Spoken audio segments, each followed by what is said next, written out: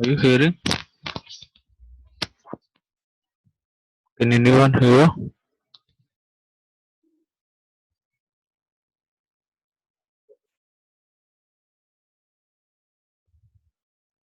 Yes, sir.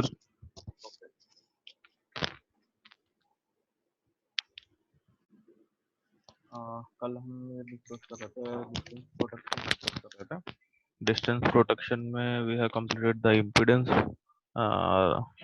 Impedance वाला distance relays में we have three types of relays that is impedance reactance as well as mho in that we have completed the impedance relay.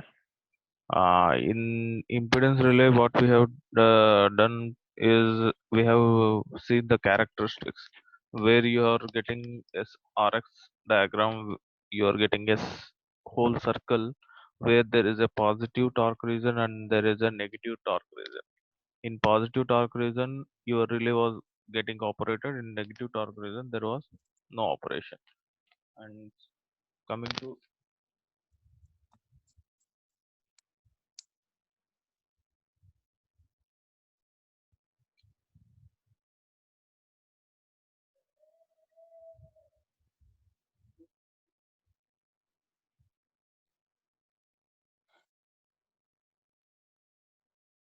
Chart में अपना जो roll number है वो वहाँ पे S करके लिख देना। अगर जिसका रोल नंबर नहीं है, नाम है, वो अपना रोल नंबर लिख के एस कर देना।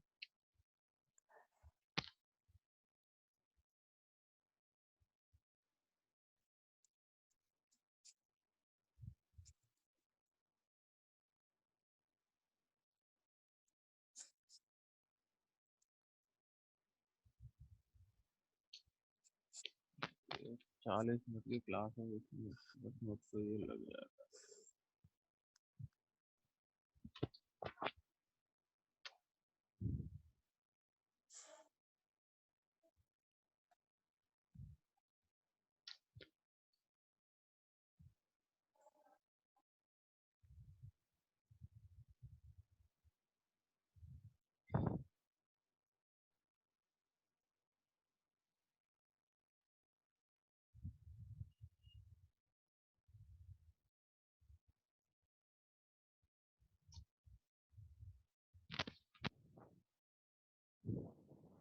अब अपना वो चार्ट पे लिखते रहना।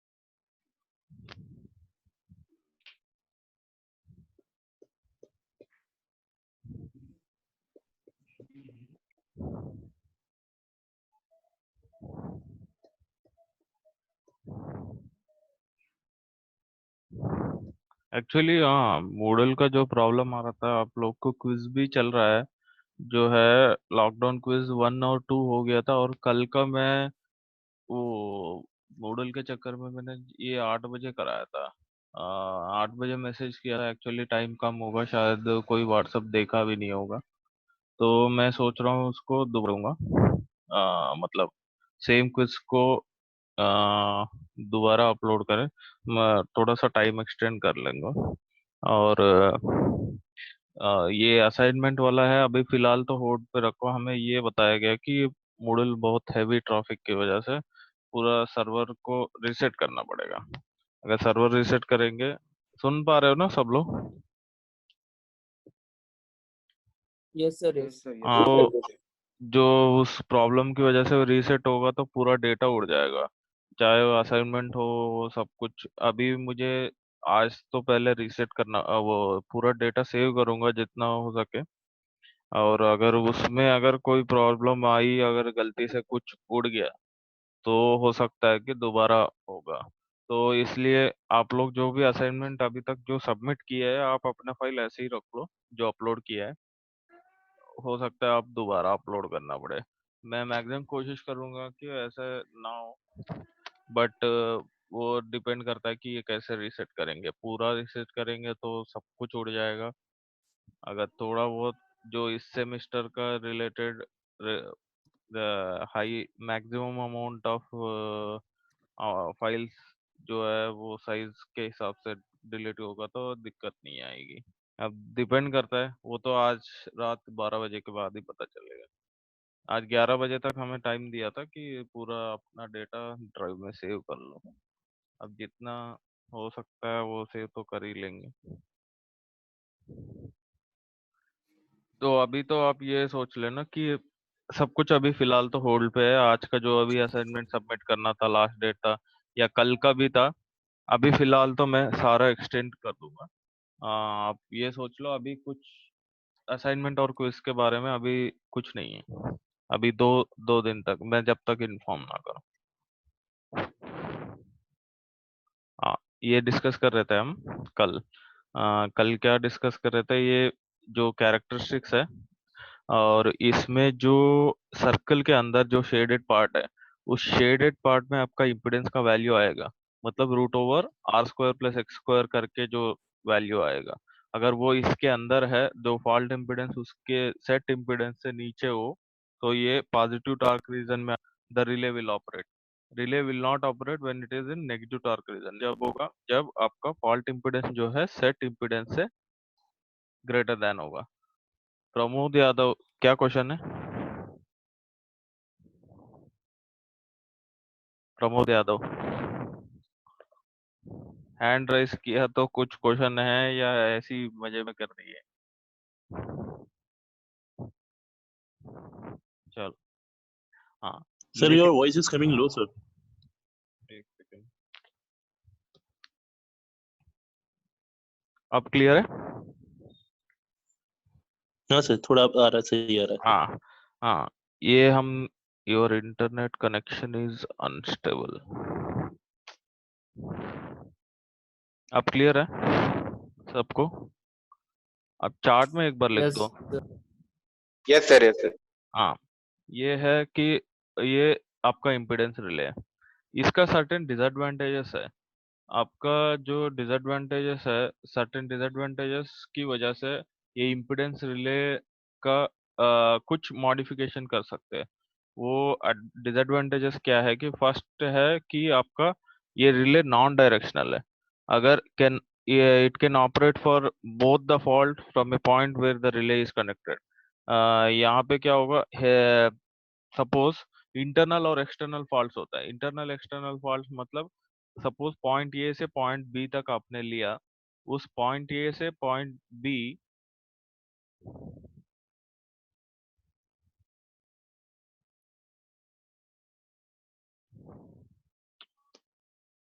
ओके,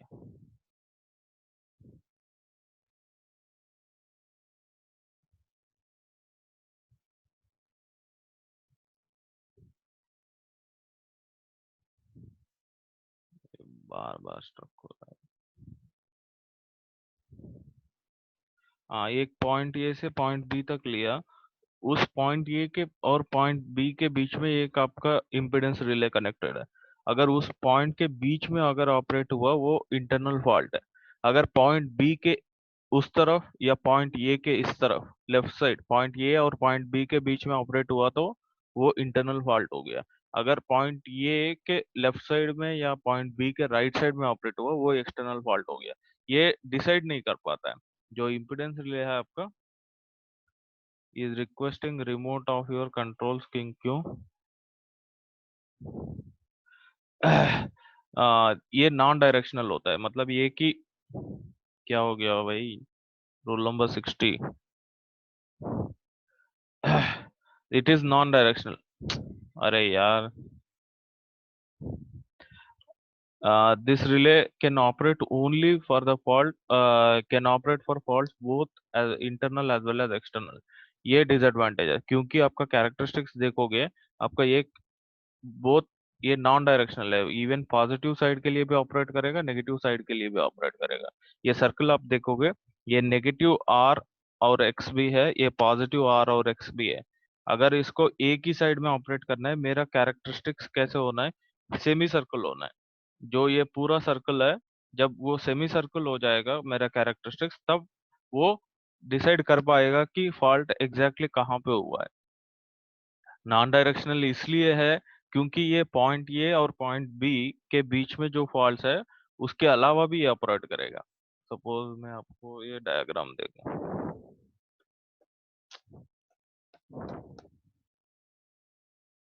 यार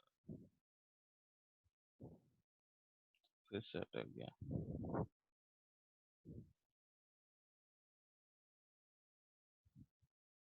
हाँ, मैं ये बोल रहा था, सपोज यहाँ पे फॉल्ट है, ये पॉइंट ए और पॉइंट बी के बीच में फॉल्ट है।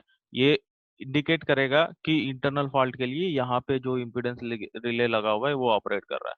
सपोज यहाँ पे फॉल्ट आया ए के लेफ्ट साइड में, या पॉइंट बी के राइट साइड में कोई फॉल्ट आया, अगर अ, ये यहाँ पे फॉल्ट आया, अगर वो ये रिले को पता नहीं चलेगा ये फॉल्ट यहाँ पे है या पॉइंट बी के इस तरफ है, इसको भी एक ही तरह ऑपरेट करेगा, इसको भी एक ही तरह ऑपरेट करेगा, अगर ये कैरेक्टरिस्टिक्स ऐसे रहा तो, ये पूरा सर्कल रहा तो उसके लिए आपको क्या करना पड़ेगा, इसको डायरेक्शनल बनाना पड़ेगा। तो मॉडिफाई क्या करेंगे, इसका जो कैरेक्टरिस्टिक्स पूरा सर्कल है वो बन जाएगा आपका सेमी सर्कल। सेमी सर्कल में क्या हो गया, only the faults that are existing between point A to point B that will be treated by this relay. ये ऐसा नहीं है कि यहाँ पे अगर फॉल्ट हो रहा है तो ये इम्पीडेंस रिले ऑपरेट कर रहा है, इसका कोई मतलब ही नहीं है। सपोज ये ब्रेकर ऑपरेट हुआ जहाँ पे फॉल्ट ही नहीं है, क्यों ऑपरेट कर रहा है ये, इसलिए ऑपरेट नहीं करना चाहिए। ये इस सर्किट ब्रेकर को यहाँ पे जो इम्पीडेंस रिले है वो इसी फॉल्ट को लेना चाहिए जो ए और बी के बीच में कोई भी फॉल्ट हुआ। अगर ए के लेफ्ट साइड में या बी के राइट साइड में कोई फॉल्ट हुआ, अगर उसको ऑपरेट किया, वो इम्पीडेंस रिले आपका कोई फायदा नहीं है। अगर आपका इम्पीडेंस रिले का कैरेक्टरिस्टिक्स पूरा सर्कल होगा instead of semi circle, then it will be non directional. उसको डायरेक्शनल बनाने के लिए क्या करते हैं, आपका कैरेक्टरिस्टिक्स को थोड़ा सा मॉडिफाई करके इसको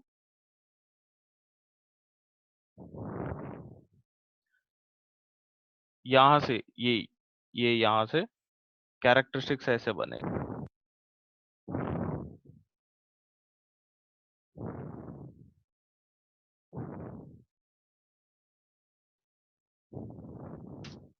फिर से गया यार। और दूसरा है when fault occurs arc exist करेगा। जो आपका रेसिस्टर सपोज उसका कैरेक्टरिस्टिक्स ऐसे बनेगा, आप ये देख लो।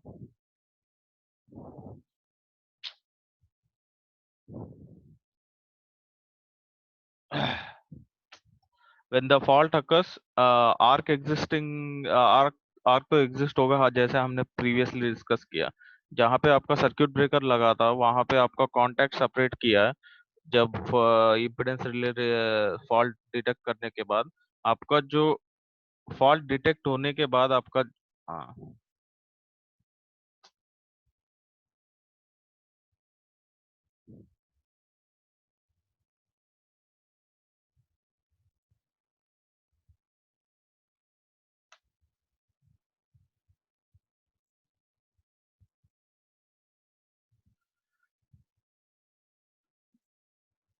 प्लेन इम्पीडेंस रिले का कैरेक्टरिस्टिक्स ऐसे होगा, जो मैं पेन से ड्रॉ कर रहा हूँ ऐसे।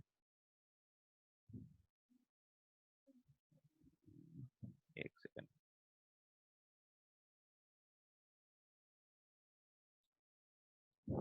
ऐसे आप देख पा रहे हो, ये होगा। आपको नॉन डायरेक्शनल से मुझे डायरेक्शनल बनाना है। इंस्टेड ऑफ सर्कल मेरा प्लेन, अभी जो जो हमने डिस्कस किया था वो प्लेन इम्पीडेंस रिले है। अगर उसको मॉडिफाई करना है, उसको डायरेक्शनल बनाना है, तो मेरा कैरेक्टरिस्टिक्स मॉडिफाई होगा ऐसे। एक straight line passing through the origin और पॉजिटिव टॉर्क रीजन में आपका एक सेमी सर्कल बनेगा। सही से बना नहीं है सेमी सर्कल, करो ये एक सेमी सर्कल, सेम इसी तरह से ये पूरा एलिमिनेट हो जाएगा, ये इस तरफ वाला। तब आपका रिले जो है impedance relay directional impedance relay होगा instead of plain impedance relay. अगर पूरा कैरेक्टरिस्टिक सर्कल है that will be non directional और plain impedance relay.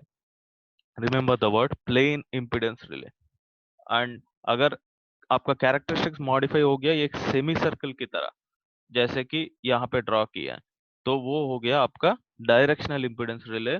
So that your अगर वो सिर्फ उसी फॉल्ट्स को डिटेक्ट करेगा जो पॉइंट ए और पॉइंट बी के बीच में अकर हो रहा है इंस्टेड ऑफ पॉइंट ए के लेफ्ट में इंस्टेड ऑफ पॉइंट बी के राइट में। वहां पे जो फॉल्ट्स है उसको ऑपरेट नहीं करना चाहिए। अगर नहीं करना चाहिए तो आपका कैरेक्टरिस्टिक्स ऐसे होगा। और दूसरा बात जो है यहाँ पे इम्पीडेंस की बात हो रही है, एक एक्स एक्सिस में आर है और वाई एक्सिस में एक्स है। जब भी हमने ब्रेकर की बात की, जब आर्क एग्जिस्ट करेगा जो रेसिस्टेंस होगा वो होता है आर्क रेसिस्टेंस। अगर वो रेसिस्टेंस और लाइन का रेसिस्टेंस ऐड हो गया तो आपका रिले जो है वो सही से ऑपरेट नहीं कर पाएगा। जब फॉल्ट अकर होता है आपका आर्क रेसिस्टेंस होता है, अगर आर्क रेसिस्टेंस और ये लाइन का रेसिस्टेंस जो इंक्लूड हो गया तो इम्पीडेंस का वैल्यू भी चेंज हो जाएगा। इम्पीडेंस वैल्यू चेंज होने से ऑपरेट करने के टाइम पे ऑपरेट नहीं करेगा, जब ऑपरेट नहीं करने के टाइम पे ऑपरेट करने का चांसेस होता है। तो उस रीजन की वजह से भी ये इसको प्लेन इम्पीडेंस रिले का एक डिसएडवांटेज है। और तीसरी डिसएडवांटेज है जो एरिया कवर्ड है, ये सर्कल का जो एरिया कवर्ड है वो बहुत ज्यादा है। ये एक साइड आर एक्स प्लेन पे या इतना ज्यादा है और दूसरी साइड पे भी इतना ज्यादा है। तो ये इसकी वजह से क्या होता है, आपका लोड फ्लो स्टडीज में पावर स्विंग सुना होगा। पावर स्विंग्स, जो पावर स्विंग्स भी अकर होने का चांसेस होता है और उससे आपका पावर स्विंग होने की वजह से आपका पूरा इम्पीडेंस रिले का ऑपरेशन भी गड़बड़ हो जाएगा। इस सारे थ्री डिसएडवांटेजेस की वजह से हम प्लेन इम्पीडेंस रिले का कैरेक्टरिस्टिक्स जो इंस्टेड ऑफ सर्कल उसको मॉडिफाई करेंगे ऐसे सेमी सर्कल। उस टाइप ऑफ रिले को क्या बोलते हैं हम, डायरेक्शनल रिले। तो उस टाइम पे क्या होगा, जो यहाँ नॉन ऑपरेटिंग होगा ये पूरा नॉन ऑपरेटिंग हो जाएगा। ये पूरा रीजन, ये पूरा यहाँ पे जो भी है ये पूरा रीजन नॉन ऑपरेटिंग हो जाएगा, जो सेमी सर्कल के इस तरफ वाला। अभी तो पहले क्या था, सिर्फ ये रीजन था नॉन ऑपरेटिंग। अब पूरा ये रीजन पूरा नॉन ऑपरेटिंग हो जाएगा जो इसके लेफ्ट साइड में है, जो इस लाइन के लेफ्ट साइड में है वो नॉन ऑपरेटिंग रीजन हो जाएगा। तो उसका कैरेक्टरिस्टिक्स को क्या बोलेंगे, directional impedance characteristics. Directional impedance characteristics. अब पूरा सर्कल को क्या बोलेंगे, non directional plain impedance characteristics. ये है डिफरेंस बिटवीन प्लेन इम्पीडेंस और डायरेक्शनल इम्पीडेंस रिले का कैरेक्टरिस्टिक्स। डिसएडवांटेजेस मैं रिपीट कर रहा हूँ, पूछने का चांसेस है आपको एग्जाम में कि disadvantages associated with the impedance relay is, first है ये नॉन डायरेक्शनल है।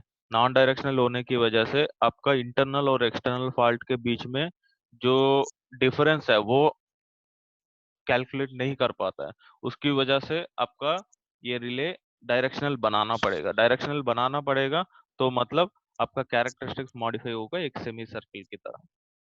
और दूसरा आपका पावर स्विंग्स एग्जिस्ट होने का चांसेस है because of this area covered by this operating area covered by this plain impedance relay will be large.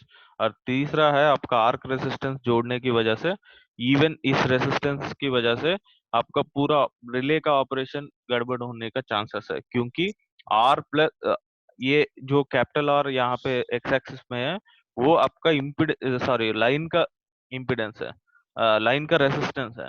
उसके साथ आप अगर आर्क रेसिस्टेंस भी जुड़ गया सीरीज में तो आपका रेसिस्टेंस बढ़ जाएगा। अगर रेसिस्टेंस बढ़ गया तो इम्पीडेंस भी बढ़ जाएगा। अगर इम्पीडेंस बढ़ गया तो क्या है, हमने क्या डिस्कस किया था, अगर फॉल्ट इम्पीडेंस इससे ग्रेटर होगा तो आपका रिले ऑपरेट नहीं करेगा, जब ऑपरेट करना है तब ऑपरेट नहीं कर पाएगा। ये रीजंस की वजह से आपको directional impedance relay will be preferred compared to the plain impedance relay. और नेक्स्ट आया आपका रिएक्टेंस रिले। रिएक्टेंस तो ये डिसाइड कैसे करेंगे कि डायरेक्ट डायरेक्शनल के लिए कौन सा पोर्शन ले सर्कल का? बेटा तुम्हारा आवाज कट रहा है, एक बार रिपीट करोगे? सर ये डिसाइड कैसे करेंगे कि कौन सा पोर्शन ले डायरेक्शनल रिले बनाने के लिए? सर मे बी ऊपर का हाँ, या नीचे का? ऊपर का नीचे का। अच्छा, ये पॉजिटिव टार्क रीजन चाहिए ना हमें। पॉजिटिव टार्क रीजन ये जो है नेगेटिव हो गया ये। ये एक पॉजिटिव एक नेगेटिव हो गया, तो ये भी नेगेटिव टार्क रीजन बन गया। ये जो है ना, ये जो है नेगेटिव टार्क रीजन यहाँ पे भी है।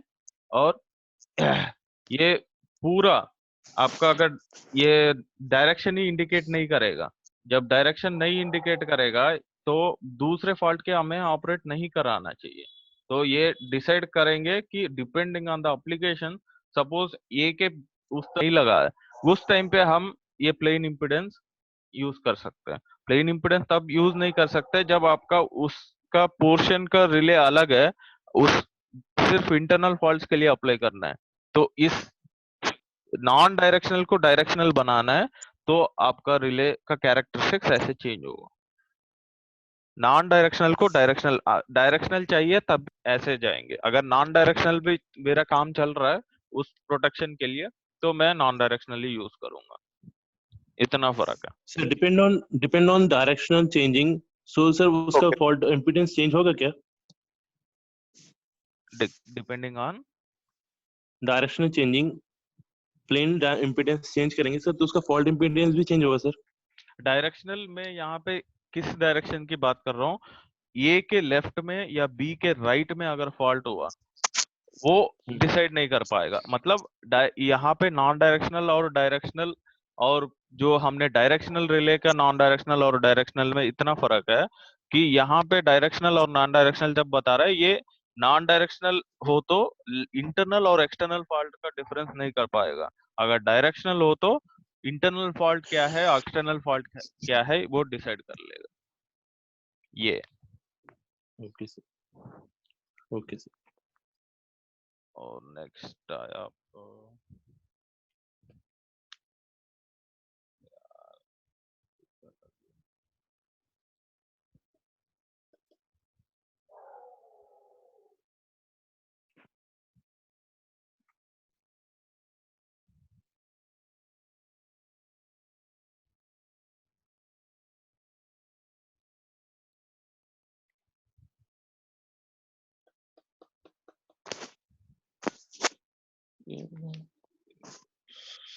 गो कोरोना।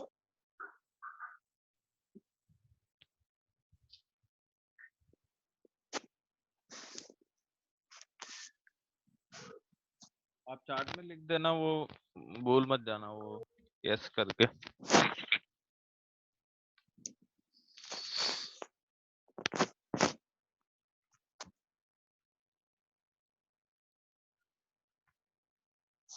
यस।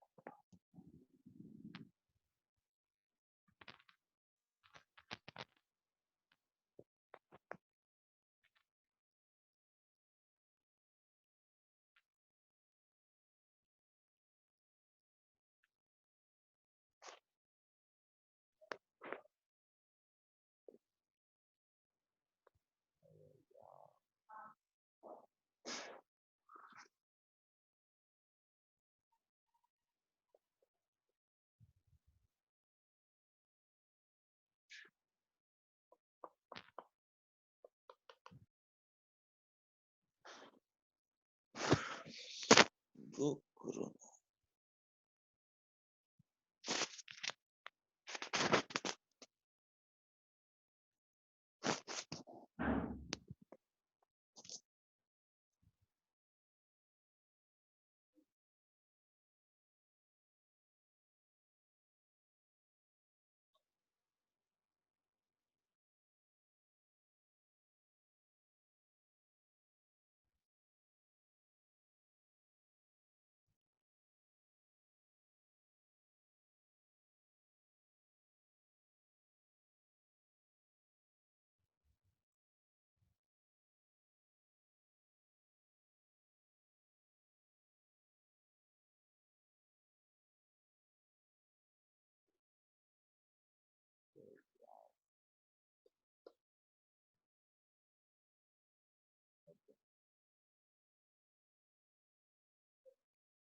नेक्स्ट है रिएक्टेंस रिले। इसमें और एक्स रिले आप बोल सकते हैं, जिसमें operating torque will be by the current and the restraining torque will be the current voltage directional relay. current voltage directional relay का restraining torque कैसे होगा? सम k into v into I into cos of theta minus y। जो आपका angle है वो है यहाँ पे 90 डिग्री होगा। Directional relay is design for maximum torque angle of 90 degree. यहाँ पे मैक्सिमम टॉर्क एंगल होगा 90 डिग्री, जो थीटा है आपका। V or you can say the restraining torque or the negative torque will be the product of voltage and current into cos theta, where theta is the angle between voltage and current। यहाँ पे जो theta minus five हम maintain करेंगे जो directional element का, वो maximum torque angle है आपका 90 डिग्री है। और ये दिस रिले इज आप अभी हमने डिस्कस किया था, ऑपरेटिंग टॉर्क अगर करंट है तो that relay will B over current relay, और रिस्ट्रेनिंग टॉर्क करंट और वोल्टेज है, ये डायरेक्शनल है। करंट और वोल्टेज का प्रोडक्ट हमेशा डायरेक्शनल रिले का इंडिकेट करेगा। तो ये रिले को दूसरा नाम क्या कह सकते हैं? इंपेडेंस रिले का हमने कहा था जब उसका ऑपरेटिंग टॉर्क करंट था और restraining torque by voltage coil था। यहाँ पे करंट कॉइल की वजह से ऑपरेटिंग टॉर्क प्रोड्यूस हो रहा था इंपेडेंस रिले में, और रिस्ट्रेनिंग टॉर्क प्रोड्यूस हो रहा था वोल्टेज की वजह से। तो हमने उस रिले को नाम दिया voltage restrain over current relay. अब इसका क्या बोल सकते हैं बताओ, कोई आइडिया? रिएक्टेंस रिले का दूसरा नाम क्या बोल सकते हैं? Sir detailed over current relay. Directional restraint sorry over sir, current, directional. Yes sir, directional. Directional restraint over current relay, हाँ, ऐसे बोल डायरेक्शनल सकते ओवर हैं। करंट। सपोज आप ये एक चीज Yes, sir, बताओ, yes. ऑपरेटिंग टॉर्क डायरेक्शनल होगा, अज्यूम कर लेते हैं। Operating torque current voltage directional वजह से होगा, या रिस्ट्रेनिंग टॉर्क करंट की वजह से होगा, तो क्या बोल सकते हैं? उल्टा। Are you getting? Operating torque current की जगह करंट वोल्टेज डायरेक्शनल रिले हुआ, और रिस्ट्रेनिंग टॉर्क करंट की वजह से हुआ, करंट कॉइल की वजह से। तो उस रिले को दूसरा नाम क्या हो सकता है? उल्टा। इसका सिर्फ उल्टा पूछ रहा हूँ। रिले डायरेक्शनल रिले हो गया और करंट रिस्ट्रेंट हो गया, simple. Current restraint directional relay हो गया। अगर इस केस में डायरेक्शनल रिस्ट्रेंट और करंट रिले हो गया, बस इतना ही फर्क। क्लियर? Yes sir. हाँ, अगर ऑपरेटिंग टॉर्क करंट है, ऑपरेटिंग टॉर्क बाय करंट और रिस्ट्रेनिंग टॉर्क बाय वोल्टेज, तो voltage restraint over current relay. अगर ऑपरेटिंग टॉर्क वोल्टेज है यस और रिस्ट्रेनिंग टॉर्क करंट है, अब बताओ। ऑपरेटिंग टॉर्क वोल्टेज है और रिस्ट्रेनिंग टॉर्क ओवर करंट ओ रिले। नहीं, ऑपरेटिंग टॉर्क वोल्टेज है और रिस्ट्रेनिंग टॉर्क करंट है, सिर्फ current.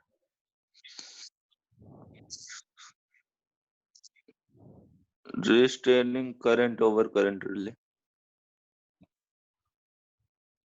Current restraint over voltage relay हो गया, बस। अब क्लियर है? रिएक्टेंस रिले का दूसरा नाम क्या हो सकता है? Directional restraint over current relay. Directional restraint over current relay. Here positive torque is provided by the over current element and the negative torque is provided by the directional element. Directional के लिए both voltage और current का product चाहिए, और operating के लिए कोई भी चलेगा। और डायरेक्शनल एलिमेंट का डिजाइन जो मैक्सिमम टॉर्क एंगल डिसाइड करते हैं, हम 90 डिग्री डिसाइड करते हैं। क्यों 90 डिग्री डिसाइड करना है, पता है? आपका इंपेडेंस डायग्राम याद है? Impedance triangle. इंपेडेंस ट्रायंगल में क्या है? आपका हाइपोटेन्यूज राइट एंगल ट्रायंगल बनाओ। एक बेस में r ले लो और इसमें हाइट में x ले लो। आपका हाइपोटेन्यूज क्या हो गया? z हो गया ना? Right angle triangle. Yes sir, Z हो हाँ, हाइपोटेन्यूज Yes, क्या हो गया? Z होगा root sir. Over base square plus height square. गया। हाँ, आपका r square plus x square हो गया आपका हाइपोटेन्यूज। तो साइन थीटा बताओ, साइन थीटा क्या है? Opposite side bye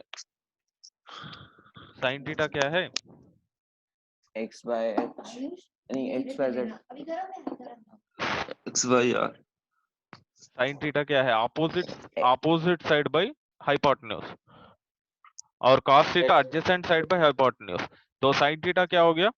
opposite side हो गया आपका x, और हाइपोटेन्यूज हो गया z। By Z.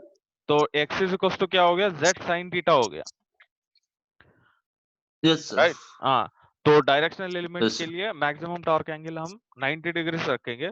तो उसका characteristics x is equal to z sin theta का कैरेक्टरिस्टिक्स कैसे होगा? तो जेड साइन 0 हो जाएगा 90 डिग्री का नहीं 1 equal to X equal to Z हाँ, आप टॉर्क इक्वेशन बता सकते हो? ऑपरेटिंग टॉर्क का क्या होगा? मैंने अभी डिस्कस किया था इम्पीडेंस रिले में। ऑपरेटिंग टॉर्क का जो इक्वेशन होगा वो k1 इंटू आई स्क्वायर होगा, और रिस्ट्रेनिंग टॉर्क का प्लस होगा नेगेटिव होगा। हमेशा ऑपरेटिंग टॉर्क पॉजिटिव होगा, रिस्ट्रेनिंग टॉर्क नेगेटिव होगा। तो इसका इक्वेशन क्या हो सकता है? k1 I square minus k2 into v into I into cos of theta minus five. ये होगा आपका total torque. Total torque is given by k1 I square minus क्यों? restraining torque है, minus k2 into v into I. Directional के लिए क्या होगा? Product of voltage into current into cos of theta minus five. आपका जो value आएगा वो k1 I square minus k2 vi cos theta minus five. अगर दोनों इक्वल है, operating torque is equal to restraining torque है, तो उस ऑपरेशन को क्या बोलेंगे? नॉर्मल ऑपरेशन बोलेंगे। जब operating torque greater than restraining torque होगा, ऑपरेटिंग टॉर्क डोमिनेट करेगा, तो वो कंडीशन जब आएगा जब आपका फॉल्ट अकर होगा। जब फॉल्ट नहीं है तो operating torque will be equals to restraining torque. When operating torque is equals to restraining torque, k1 I square will be equals to क्या है? k2 vi cos theta minus five.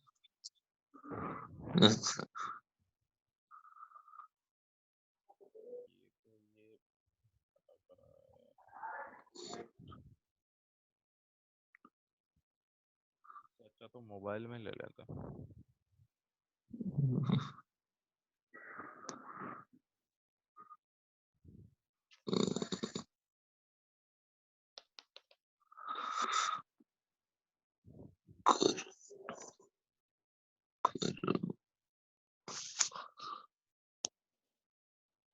कौन है गोकर ने लिख के भेजा है?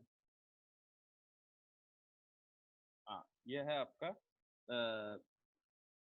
रिएक्टेंस रिले का कैरेक्टरिस्टिक्स।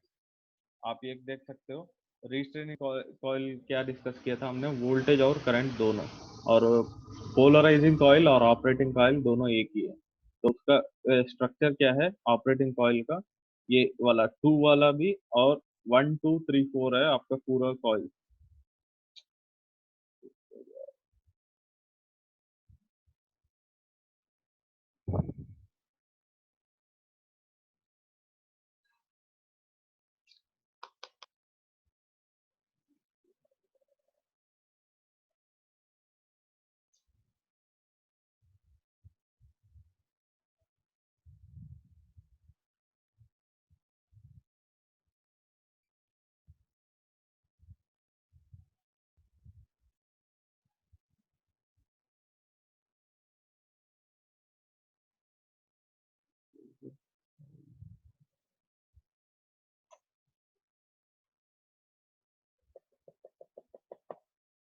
हाँ,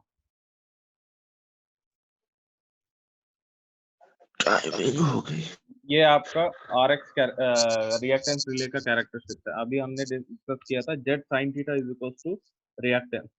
ये साइन थीटा जो है ऑपोजिट साइड बाय हाइपोटेन्यूज।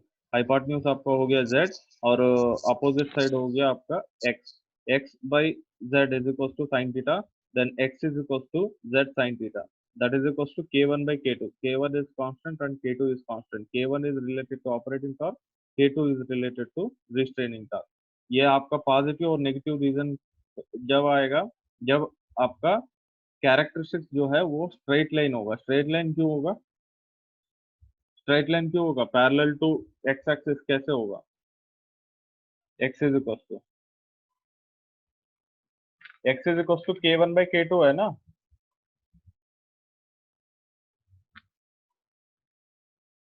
अभी हमने डिस्कस किया था मैक्सिमम टॉर्क एंगल 90 रखेंगे। अगर 90 रखेंगे तो x is equal to z हो गया ना? यार कुछ बोल ही नहीं रहे तुम लोग।